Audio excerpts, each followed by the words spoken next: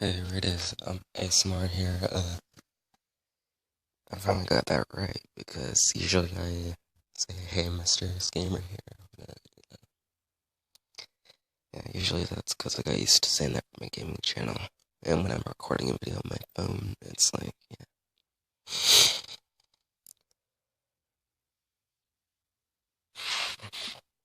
Anyway, we're gonna be reading some scary stories for Halloween.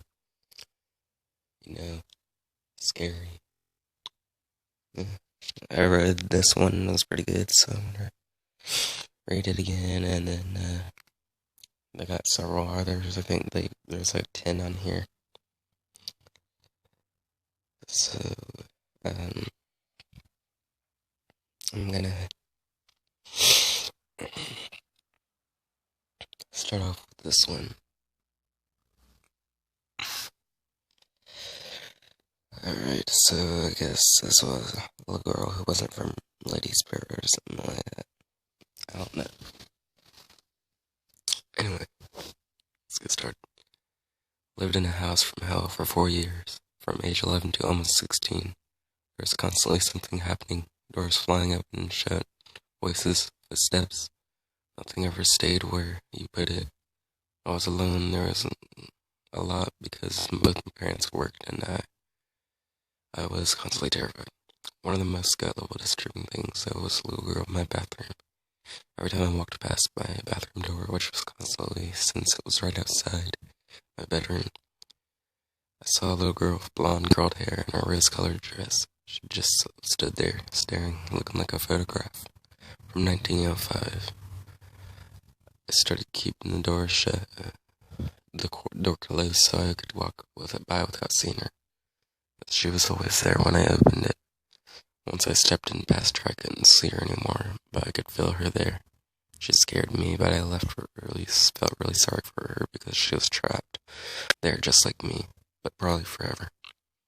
As the years went by and the things in the house continued to get worse, she started seeming darker. I started feeling like she wasn't really a little girl. I knew there was something ugly in that house, and I felt like it was presenting this sympathetic image to me. And I started thinking I was completely losing my mind. One day when I was 14, I had a friend from out of town come stay with me for a week. I hadn't told her anything whatsoever about the house because I didn't think she'd come if I did. Right after she got there, we were sitting in my room and she left to go to the bathroom. About a minute later, she walked back and with a puzzled look on her face said, "So there's a little girl in your bathroom." Yeah, I think she hangs out there. Blonde hair, curls, pink dress. Yeah. You know that's not really a little girl, don't you? I almost threw up. I was so relieved and terrified and excited, ready to run into the house screaming. She wouldn't use my bathroom the rest of the week, and I started using it as little as possible without pissing off my parents, who did not want to believe. Eventually, we moved out, and I could not have been happier. I distanced myself from it mentally as much as I could. And then, when I was 18, I took another friend on a road trip to pack up a few things I had left in the house, and my parents had managed to sell it. I wouldn't for 5 more years. The minute we got on the property, my friend seemed uncomfortable. When we came around behind the long, steep driveway, he went completely white.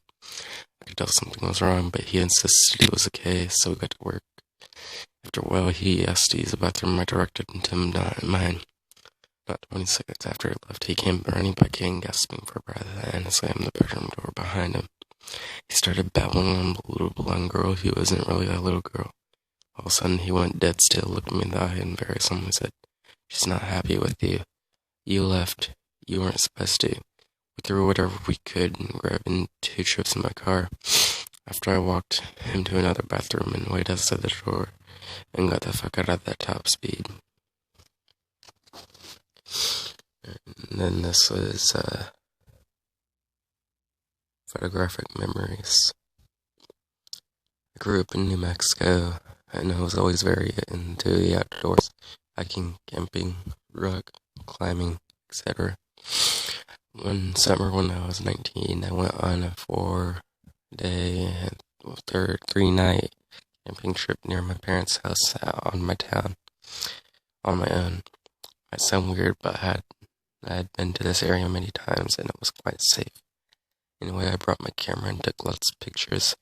When I came back and developed my film, there were 3 extra pictures that I didn't take of me sleeping one each night. And my stuff was missing or stolen. Nothing happened, but it freaked the hell out of me. Losing your child, losing yourself in China.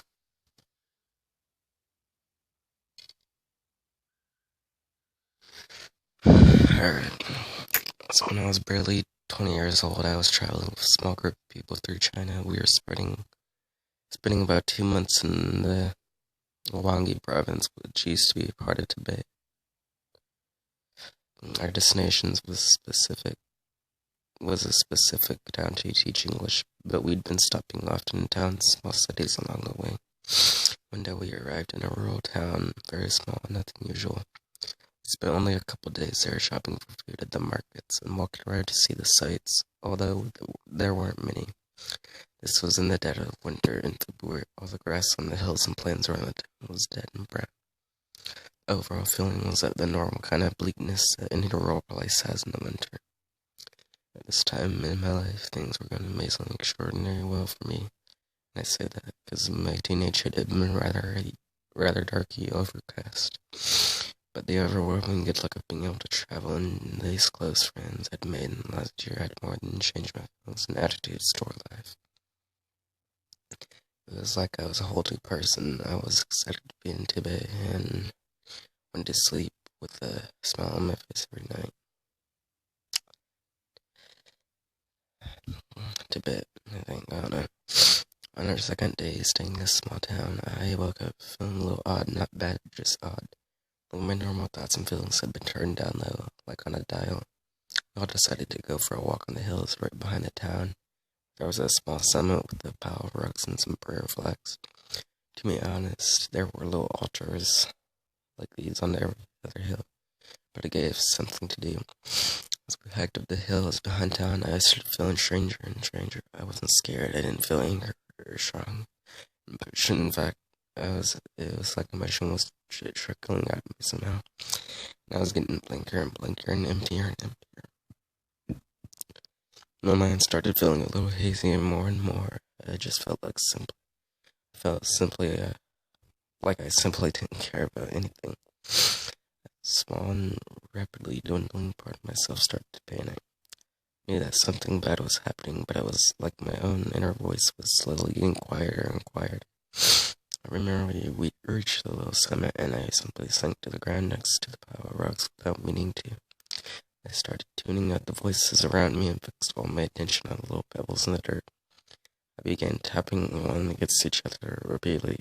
Do you know the kind of horror, the opposite of feeling scared or anything at all? Just kind of vague hideousness of fly buzzing against a closed window, or for hours on end in an empty room. That's what was filling my mind. It was demonic. It was meaningless. I touched my face and I felt like I was grinning at nothing. Through all the emptiness, I thought floated to the forefront of my mind. You should just. First, it sounded totally reasonable, but something in me fought it, and I was momentarily troubled. Right then, my group started to walk down from the hill, and I followed. The further we walked, the more normal I felt. Until we left town that afternoon, I was totally freaked out. When another girl, Hannah, mentioned in an odd, offhand way that she had felt very strange and depressed while staying there, I told her that I felt the same. When the group leader mentioned that local, I told him the town had been plagued with a rash of young women under 25 committed suicide. Hannah and I went white. What the dog knew. In my old apartment, my dog would on occasion look down the hallways towards the bedroom from the living room and growl for no apparent reason. Also, on occasion when I was sleeping in the bedroom, she slept at the foot of the bed. I would wake up with her staring intently at the door and growling. She was a big girl, 140 pounds, of Great Dane, Catahoula, and slobber. So I'm here for a couple years of this, thinking, okay, my dog has good imagination. Wrong. One day I woke up due not to my dog growling, but barking for all she was worth. front of the door. She was barking straight at me. I opened my eyes and pretty much immediately there was a blur of light leaning over me very close, certainly less than 6 inches from my face. It was not distinguishable as a person. More resembled a person's size, a variation of color of a nebula. You might see a picture of it in a science magazine. Three-dimensional awe immediately got the indistinct impression that this thing had been watching me sleep for God knows how long. How many times before? For all the clarity of that distinct feeling, I had no sense of what it wanted, whether it was malevolent or just curious. I flipped right the fuck out, jumped backwards to the other side of the bed, and too terrified to scream, and that blur of light reached and disappeared over the course of about 3 seconds. My dog was going absolutely ape. So shortly thereafter, I asked the building manager if anybody ever died there. She missed that and came back to me a couple weeks later. Yes, a woman had died of a drug overdose in that apartment in 1995. So 12 years earlier, shortly after having her child removed from custody because of addiction problems. My dog did still go out the hallway from time to time, but I never saw it again. I moved out a year later. I've had other encounters, but this thing was literally inches from my face, watching me sleep. Getting shivers now just writing about it. There's something on the stairs. So when I was a kid, I would race up to the top of the stairs as fast as I could. Like it was some sort of silly game. Well, I must have been 5 or 6 at the time, I'm not sure. But I know I was very little. Somewhere along the way, a voice at the top of the stairs started whispering me. It would make bets with me, such as, I bet you a penny you can't make it at the top of the stairs. I don't really think there was a certain amount of time or anything. As I said, I was very little, so I probably didn't have any counting abilities. In a way, I recall just sitting on the top of the stairs having conversations with this voice. About betting, of course. Eventually, it was like a whisper of a man's voice, not my own voice in my head. I started to bet my life instead of pennies. It'd say, I bet your life you can't make it up the stairs, blah, blah. As I got older, it stopped. I never really thought about it at all. I never mentioned it to anyone. That one night I was sleeping over my brother's place. I was about 18, he was 22.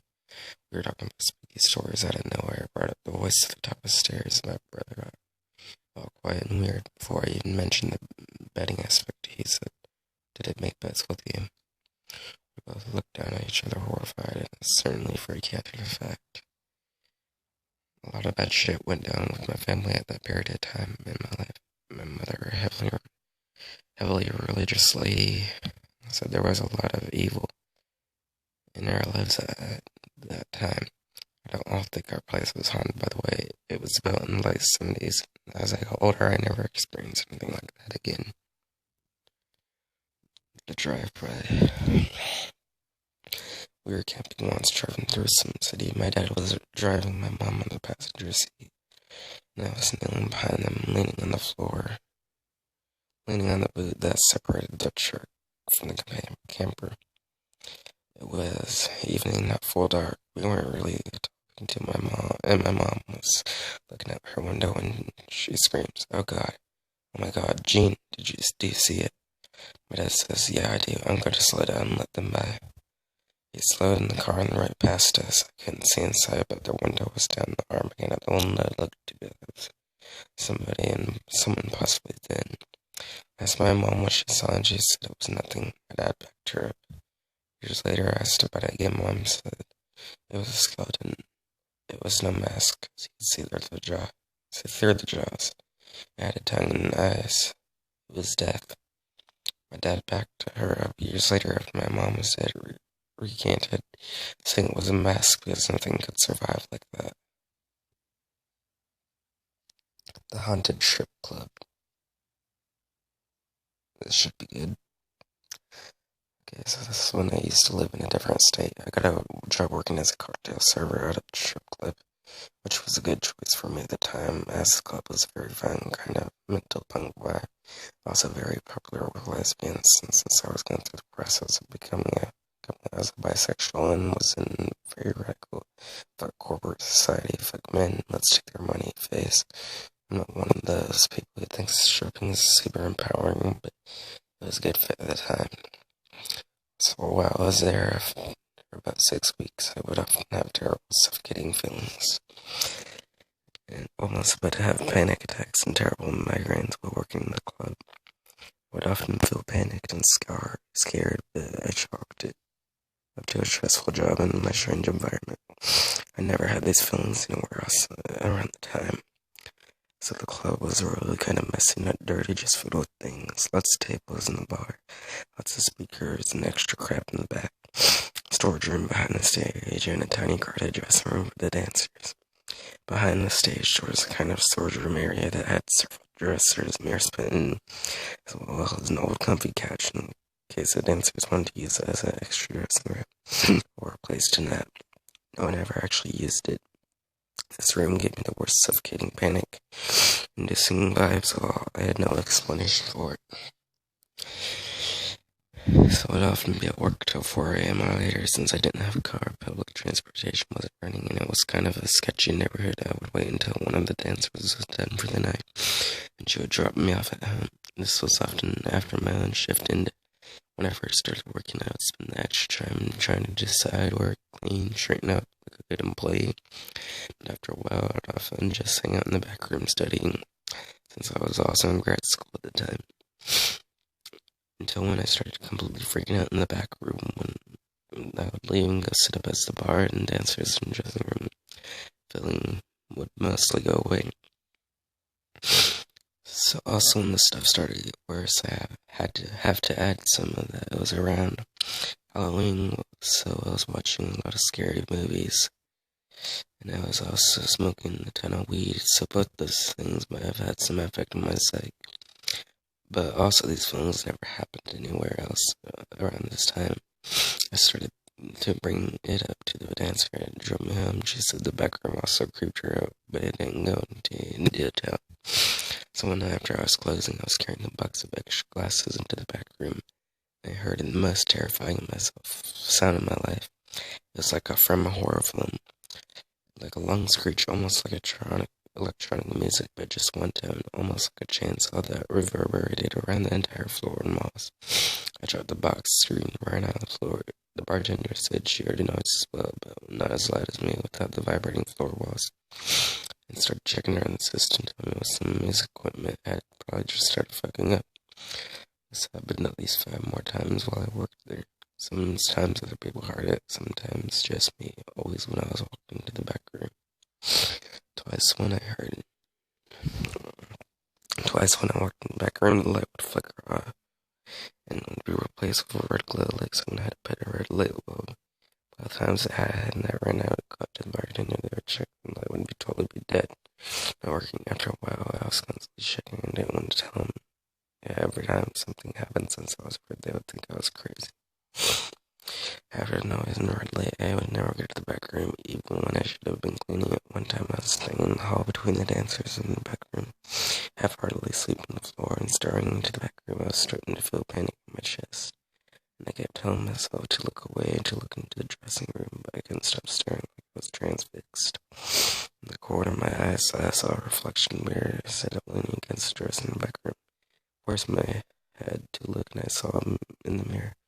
2 legs back in black tights floating about a foot from the floor, swaying back and forth. I threw the broom and screamed as loud as I could and ran to the bar. I was convinced when the dancer had hung herself in that room. I could see it so clearly in my mind. Of course, we went back there. There's nothing there. And the dancer was convinced that the room was haunted and I was seeing a ghost. She thought maybe someone had killed herself back there. She wanted to get me and some of her friends to a Ouija board about the bar and the ghost. I was too terrified. Around all this happening, I felt I was losing my mind. I was having panic attacks, migraines, sleeping. My lights on, was terrified of my own shadow and carried pepper spray everywhere I went. It may have just been a combination of everything in my life, sleeping weird hours, grad school, dealing with my own personal shit. But I've always been a high-stress person who's worked a lot more stressful jobs since then. And I have never experienced anything like that ever in my life. A week after I saw the legs in the mirror, I was working one more shift before taking a week off to do some research for grad class and go on a long weekend trip with my girlfriend. This was near Halloween, so the club had kind of gone out on goofy decorations, costumes. I usually dress in all black anyway. I tried not to wear anything too sexy or distracting, so customers would mostly leave me alone and concentrate on the dancers. So this day I just wore a black skirt and t-shirt, but had my face painted like a deer losing my chase sugar skull. It was mostly white with jewels and it was fucking red. Since I was so freaked out all the time in the club, I started asking if I could leave where I'm in.